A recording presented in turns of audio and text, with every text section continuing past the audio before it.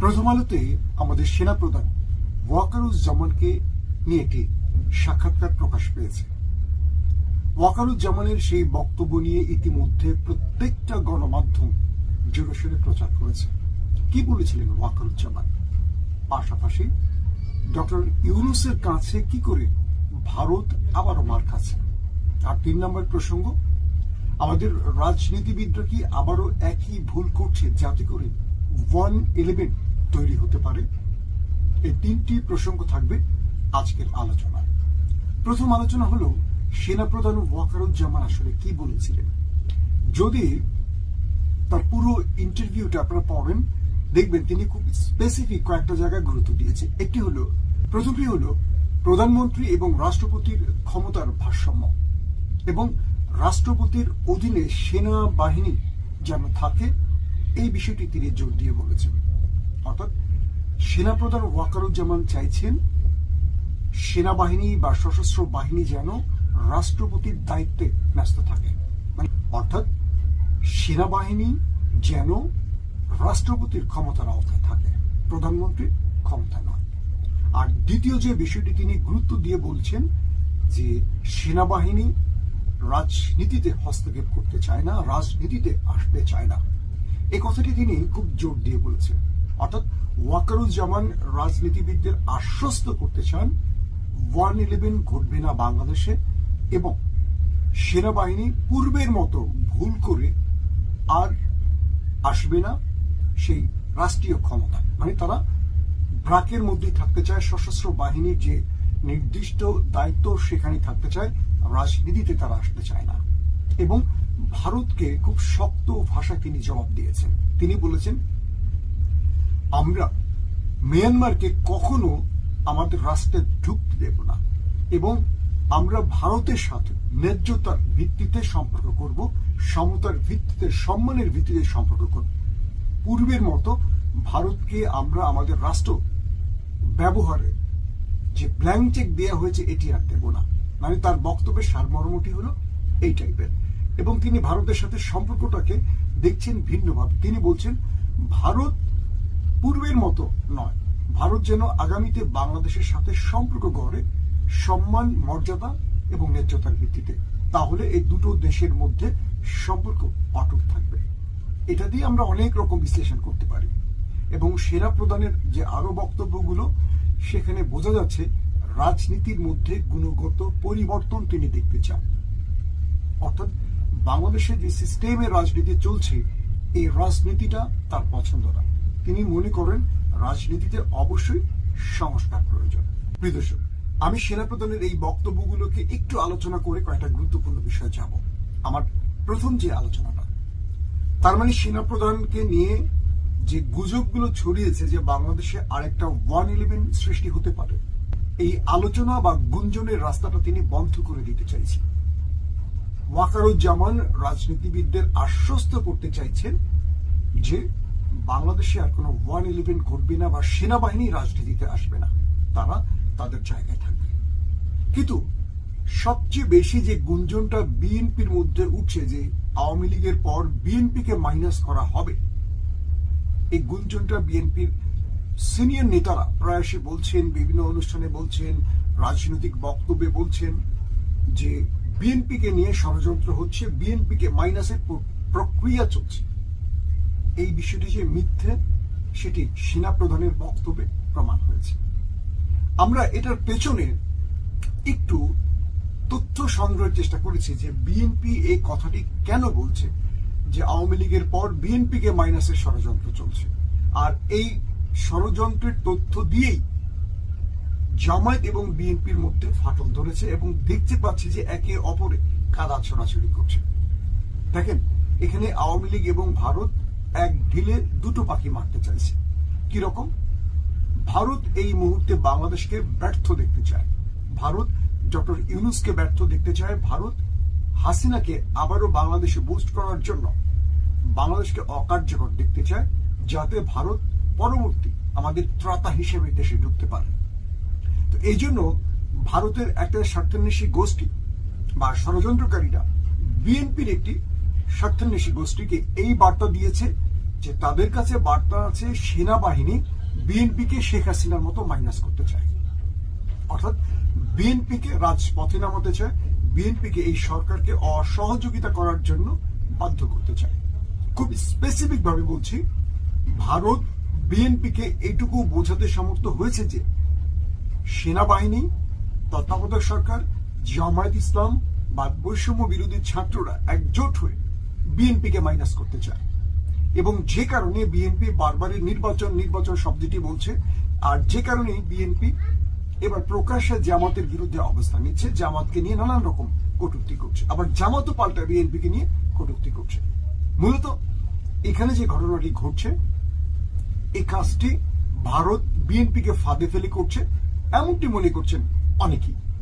এখন আমার কাছে যেটা মনে হচ্ছে, যে কথাটি বললাম যে ওয়াকারুজ্জামান প্রথম আলোতে আজকে যে ইন্টারভিউ দিয়েছে, তিনি স্পেসিফিক কিছু বিষয় ক্লিয়ার করে দিয়েছে।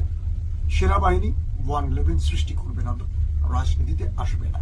2 নম্বর, রাজনীতির পরিবর্তন তারা দেখতে চান পূর্বের মতন, অর্থাৎ হত্যা, গুণ, খুন, জ্বালাও পোড়া, এটা না। প্রত্যেকটা 5 বছর অন্তর যে নির্বাচন কোন প্রক্রিয়া হবে এটা নিয়ে অসন্তোষ, দেশ যে এগিয়ে যাবে তার বদলে পিছিয়ে যাচ্ছে, এই জিনিসটার অবসান, সবকিছু মিলিয়ে তিনি তার এই বক্তব্যটি দিয়েছেন বলে আমার মনে হয়।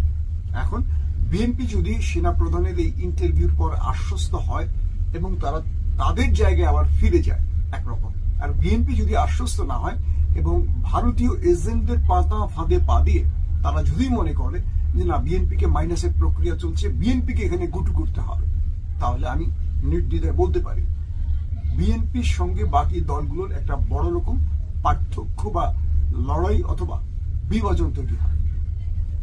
এই বিষয়টি বা এখান থেকেই মূলত লাভটা ঘরে তুলতে চায় ভারত। এখন বিএনপির দুটো ফর্মে, একটা হলো বাম বা ভারত ঘেঁষা, আর একটা হলো ডান ইসলাম ঘেঁষা। এই মুহূর্তে বিএনপির মধ্যে বাম ঘেঁষাটা ক্ষমতায় আছে, বা তারাই গুরুত্বপূর্ণ পদগুলোতে আছে বিএনপি, এবং তাদের প্রেসক্রিপশনই তারেক রহমান শুনছেন বেশি, এমনটি বলা হচ্ছে। জানি না এটা কতটুকু সত্য। তো এখন যারা ভারতের প্রেসক্রিপশন দিয়ে বিএনপিকে জামায়াতের সাথে বিরোধে জড়াচ্ছে বা বিএনপিকে অন্তর্বর্তীকালীন সরকার থেকে দূরে রাখার চেষ্টা করছে বা সহযোগিতার হাত থেকে দূরে রাখতে চাইছে, তারা কি শেষ পর্যন্ত দেশের ভালো করবে? ধরেন অন্তর্বর্তীকালীন সরকার কি চায়? প্রত্যেকটা ইস্যুতে তারা সব দলকে ডাকে, বিএনপিকে সর্বাধিক গুরুত্ব দিয়ে ডাকে। রাষ্ট্রের প্রত্যেকটা গুরুত্বপূর্ণ পদে বিএনপির লোক বসে আছে, আমলা বলি, পুলিশ বলি, বিভিন্ন সেক্টরে বিএনপির লোক বসে আছে, কারণ বিএনপি বড় দল, বিএনপির গুরুত্বপূর্ণ পদে লোক থাকার সম্ভাবনা বেশি থাকবে। তারপরও বিএনপি ভয় পাচ্ছে কোথায়? বিএনপির ভয়টি ভারত থেকে তৈরি করা। এরপরের যে বিষয়টি, আমরা যে বিষয়গুলো দেখছি এখন, আমাদের রাজনৈতিক যে দুটো দল দীর্ঘ 15-16 বছরে একসঙ্গে লড়াই করেছে, একসঙ্গে জীবন দিয়েছে, একসঙ্গে জেল কেটেছে, একসঙ্গে তারা অজস্র সরকারি বাধা উপেক্ষা করেছে, সেই দল দুটো এখন সবচেয়ে বড় শত্রুতে রূপ নিয়েছে। এটি আওয়ামী লীগ চেয়েছিল এবং আওয়ামী লীগ এবং ভারত সেখানে সফল। এখন জামায়াত ইসলামকে এবং বিএনপিকে বুঝতে হবে নেপথ্য থেকে তাদেরকে কেউ ভুল পথে ড্রাইভ করছে। এই ভুল পথে ড্রাইভ থেকে তাদেরকে সঠিক পথে ফিরতে হবে এবং আমাদের শত্রুদেরকে বা এই দেশের খেদিয়ে দেওয়া বা পতিত স্বৈরাচারকে পরাজিত করতে হলে তাদের মধ্যে দ্রুত একটি আলোচনা করতে হবে। বিএনপি বড় দল হিসেবে বিএনপি এই আলোচনাটা শুরু করতে পারে। আবার জামাত ইসলামকে নিয়ে যেহেতু বিএনপির অনেক ক্ষোভ, তাহলে জামাত ইসলাম এই আলোচনাটা শুরু করতে পারে। এবং বলা হচ্ছে অন্যান্য কয়েকটি ইসলামী দলের মধ্যে একটি ইসলামিক দল আছে যাদেরকে ভারত মোটামুটি গ্রিপে নিয়ে গেছে এবং তাদেরকে কোনোভাবে সকল ইসলামিক দল যাতে ঐক্যবদ্ধ হতে না পারে সেজন্য একটি দলকে সেই কাতার থেকে বের করে রেখেছে। যারা প্রথম আমরা দেখলাম যে সবগুলো ইসলামী দল বসে একত্রিত হচ্ছে, একটা প্ল্যাটফর্ম তৈরির স্বপ্ন দেখছিল, হঠাৎ করে সেই দলটিকে কোন একটি অদৃশ্য ইশারায় এই একজোট হওয়া থেকে দূরে সরিয়ে রাখছে। এটাও একটা আতঙ্কের ব্যাপার। প্রিয় দর্শক, এর পরের যে বিষয়টি, ডক্টর ইউনূসের কাছে মোদী কেন বারবার ধরা খাচ্ছে? শেখ হাসিনাকে নিয়ে এখন নতুন করে আলোচনা উঠে আসছে। International court of justice doctor Mohammad Yunus এমন একজন ব্যক্তি, এমন একজন ফিগার, যিনি চাইলে হেগে ইন্টারন্যাশনাল কোর্ট অফ জাস্টিসে শেখ হাসিনাকে তুলতে পারে। যখন আন্তর্জাতিক আদালত বাংলাদেশের গণহত্যার জন্য শেখ হাসিনার বিরুদ্ধে গ্রেফতারি পরোয়ানা জারি করবে, যেমনটি ইসরায়েলের প্রেসিডেন্ট নেতানিয়াহুর উপর করেছিলেন, তখন ভারত কি এই আন্তর্জাতিক আদালতকে অবজ্ঞা করতে পারবে? ভারতকে শেখ হাসিনাকে ফিরিয়ে দিতে বাধ্য থাকবে না? নরেন্দ্র মোদীর চেয়ে ডক্টর মোহাম্মদ ইউনুসের আন্তর্জাতিক লবিতে শক্তি বেশি, বা আন্তর্জাতিক লবি খুব বেশি স্ট্রং, আমরা এটা বলতে পারি। এবং ডোনাল্ড ট্রাম্পকে নিয়ে নরেন্দ্র মোদীর যে স্বপ্ন, সেই স্বপ্নগুলো ফিকে হয়ে যাচ্ছে আমরা দেখতে পাচ্ছি। ইউনুস এখন ট্রাই করবেন, প্রথমে তারা শেখ হাসিনাকে চাইবেন ট্রাইব্যুনালে তার বিরুদ্ধে যে মামলা চলছে সেই মামলার এক কথা মামলা পরিচালনার জন্য। আর নরেন্দ্র মোদী যদি শেখ হাসিনাকে বাংলাদেশে ফেরত দিতে রাজি না হন, সেক্ষেত্রে ডক্টর মোহাম্মদ ইউনুস চলে যাবেন ইন্টারন্যাশনাল কোর্ট অফ জাস্টিসে, অর্থাৎ আমাদের আন্তর্জাতিক যে আদালত বলি। তো আন্তর্জাতিক আদালত শেখ হাসিনার এই অপরাধের জন্য যখন গ্রেফতারি পরোয়ানা জারি করবে, সেক্ষেত্রে সবচেয়ে বড় চাপে পড়ে যাবে ভারত। তাই নরেন্দ্র মোদী শেখ হাসিনাকে নিয়ে অনেক বড় চাপে রয়েছে। আবার এমনও কেউ কেউ বলছেন, যদি নরেন্দ্র মোদী বা পরবর্তী নির্বাচিত কোন সরকার ভারতকে বড় রকম কোনো ফায়দা তুলে দেয়, যে হাসিনা যে চুক্তিগুলো করেছে, লিখিত চুক্তি, অলিখিত চুক্তি, প্রকাশ্য চুক্তি, গোপন চুক্তি, এই চুক্তিগুলো আমরা বহাল রাখবো, পাশাপাশি তোমাকে আমরা আরো কয়েকটা চুক্তিতে আবদ্ধ করবো যেগুলো তোমার জন্য লাভজনক, হাসিনাকে দিয়ে দাও। নরেন্দ্র মোদী হাসিনাকে ফেরত দেবে, কারণ হাসিনা তার জন্য একটা ট্রাম্প কার্ড, কিন্তু এখন হাসিনা তার জন্য গলার কাটা। হাসিনাকে দিয়ে তিনি যে কাজগুলো করিয়েছেন, যদি পরবর্তী কেউ তার চেয়ে বেশি ভারতের জন্য করতে প্রস্তুত থাকে, সেক্ষেত্রে নরেন্দ্র মোদী হাসিনাকে আমি মনে করি বলি চড়িয়ে দেবে।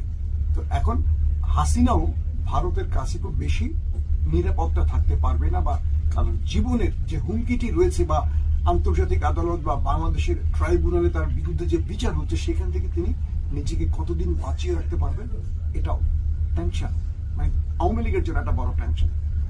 দর্শক, তাহলে আমাদের রাষ্ট্রের মধ্যে এখন যে বিষয়গুলো চলছে, অর্থাৎ 111-এর যে আলোচনা, আমি মনে করি সেনাপ্রধান ওয়াকারুজ্জামানের আজকের বক্তব্যের পর 111-এর এই যে জুজুর ভয়টি, এটা আমাদের মাথার উপর থেকে চলে যাওয়া উচিত, মনের ভেতর থেকে চলে যাওয়া উচিত। এই রাষ্ট্রে আর 111 ঘটবে না, সেনাপ্রধান বলেছেন। তার বক্তব্যে এরকমটি বোঝা গেছে। এবং একটি বিষয় আমি বলি, বাংলাদেশে 111 সৃষ্টি হয় কি করে? রাজনৈতিক দলগুলোর মধ্যে যখন অসহযোগিতা বেড়ে যায়, বিভাজন বেড়ে যায়, একে অপরের সঙ্গে বিরোধ তুঙ্গে উঠে যায়, সেই সময়টি থার্ড পার্টি এই দুটো দলকে বা একাধিক দলের মধ্যে এমন কিছু কুমন্ত্রণা যোগ করে দেয়, যাতে করে এই দলগুলো এক হতে চেয়েও এক হতে পারে না। সেই সময় এই দলগুলোর ভেতরে কিছু বিশ্বাসঘাতক থাকে, তারা দলগুলোর প্রধানকে কুপরামর্শ দেয়, যার কারণে এই দলগুলো এক হতে পারে না। আর এভাবেই নতুন করে 111 তৈরির প্ল্যাটফর্ম তৈরি হয়। এখন 111 ঠেকানোর একটি পথ আমার কাছে মনে হয়, সবগুলো দল নির্বাচন কবে হবে, কিভাবে হবে, সংস্কার কিভাবে হবে, সংবিধান প্রশ্ন, চুপ্পুর প্রশ্ন, সব প্রশ্নগুলো নিয়ে বসবে। যদি সবগুলো দল সিদ্ধান্তে এক হতে পারে, বাংলাদেশে কখনো 111 আসবে না। আর সেনাবাহিনী আমি যদিও দিয়ে বললাম, ক্ষমতায় লোভ থাকে সেনাবাহিনী, সেটাও বানচাল করতে পারে রাজনৈতিক দলগুলো। কারণ এই দেশে যখন কোনো প্রকার বড় সমস্যা তৈরি না হবে, সেনাবাহিনীর আসার প্রশ্নই থাকবে না। মানুষ কখন সেনাবাহিনীকে চায়? যখন রাজনীতিবিদরা ব্যর্থ হয়। এখন রাজনীতিবিদরা কি ব্যর্থ হচ্ছেন? মির্জা আব্বাস, মির্জা ফখরুল, তারা যে কথাগুলো বলছেন, এই কথাগুলো কি আমাদের জন্য ভালো বার্তা বহন করছে? অবশ্যই না। তার মানে হলো রাজনীতিবিদদের এই মুহূর্তে ব্যর্থ হওয়া চলবে না। সেনাপ্রধান যে কথাটি বললেন, এই দেশকে মানে যারা রাজনীতি করেন তারা দিন শেষে রাজনীতি করবে, সেনাবাহিনী রাজনীতি করতে আসবে না। বরং রাজনীতিবিদদেরই উচিত হবে রাজনীতিকে পরিশুদ্ধ করা, রাজনীতিকে পরিচ্ছন্ন করা। আমরা মনে করি যে আমাদের রাজনীতিবিদদের মধ্যে যে কুমন্ত্রণা দানকারীরা রয়েছেন, তাদেরকে শনাক্ত করে দ্রুত তাদের বিরুদ্ধে ব্যবস্থা নেওয়া উচিত প্রত্যেকটা দলের, এবং এই রাষ্ট্রকে যে কোনো টেনশন থেকে রক্ষা করতে হলে প্রত্যেকটি দল ঐক্যবদ্ধ হওয়া খুব জরুরি।